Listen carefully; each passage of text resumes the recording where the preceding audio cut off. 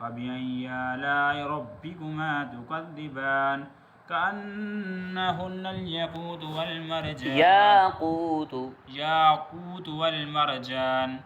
فبأي آلاء ربكما تكذبان هل جزاء الإحسان إلا الإحسان فبأي آلاء ربكما تكذبان ومن دونهما جنتان فبأي آلاء ربكما تكذبان مدهامتان فبأي آلاء ربكما تكذبان فيهما عينان نضاختان فبأي آلاء ربكما تكذبان فيهما فاكهة ونخل ورمان فبأي آلاء ربكما تكذبان فيهن خيرات حسان